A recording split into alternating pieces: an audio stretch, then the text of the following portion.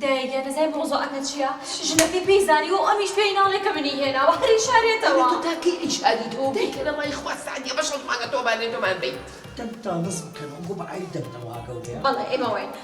تبدا نصب كانوا كاك والله عليك بس بيش المري بيش المريم بيش نوغي هاي خواتي ما استمو بانغا كم بوسطة بيجن خصبكو بيجن خصبكو استخوي شربيني هذا الكشف وتتوالى اللي بوكم في الكشف كلينيا اللي عمو قراتشيني هذا الدم بتاعته نعم بيت نقول باندم بس بيش قاعد صدر داير والمين باشا ولا كيف ناروي نار يا بين اللي بيجن يت باندم أريد دايقة بان كيف كيا بيجن برولا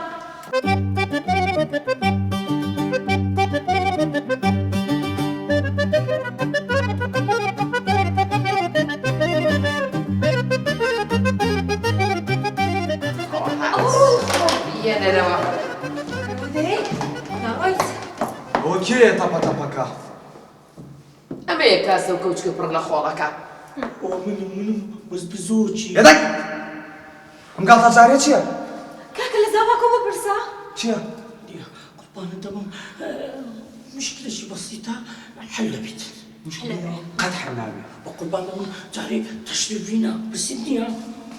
مشكلة مخو مزامتهم حدا المطعم السعدي ليمو ورنا مالي واحد يا كين ورنا بالروح قولتك داي أميرة قنبلة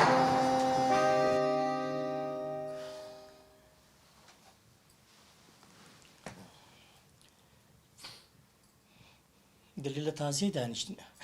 هديت للفاتحة فاتحايتي هديت شيء جاتو ايالي رويكي خوش معنا بيت نازانم لما حيا؟ دايكي كان أزاي بوشي توم بان كردوه أبي أموزو أبو بخي بلايك أو رايتو وربقرم من بيزار بوم لمجيانا أنا والله موزعك واني خاصو جان بصاقة بم سوى تفاهمك حل بيتن ما لا تيجي خوتك مدى تجناش زور عقلي أميرة أنا توج ناخوش كردوها شاش ما قد سلسي بوك شمكي إكاكا مشاكل إكاكا جاري غيرتي ديويت البجني من أو كتب بجني دوم أدي وغيرة ليا ما شاء الله لم خيلته جاكر بشاري توكي وخيلتي بيالن دزاينتيا هكاش في دا كان بزني كاتي دوي هم مشتاقوا بروسك زور كاك سعدي جو بقرا قرصة قيشتو تا أبنا من لمالي إما برياردن هي تي قيشتي قربان الدبم بريادة دي مالينجو ما بستان هاوري بيجن الله كاكا بيجن بقرباني وبجنو بالاي بم الله دار سنوبرا ما شاء الله بقرباني او بالا برزد بم كقاتي ناقات وارزي بس تبي من مش كسرم شو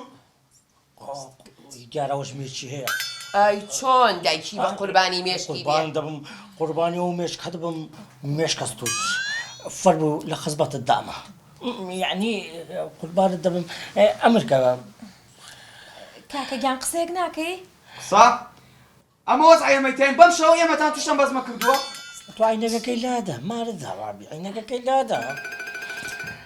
ايش نقول بدستوي ها أرى والله زور زيدك زور الثقافة جو بقرا كاك سعدي بلى لمالي إما برياردن هي جگەلە بێژەنی کوڕم هیچ کەسێ بووی نییە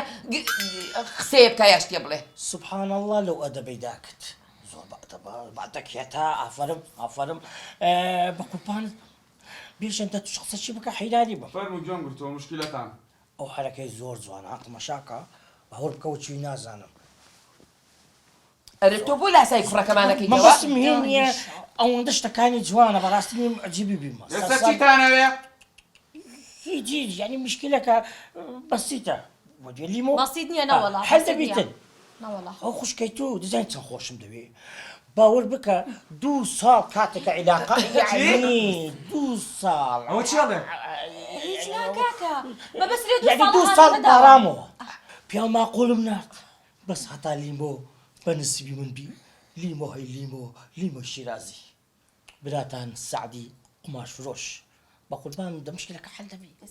أسانا باشا لما زالك با بيرك لكم وحلكم وطن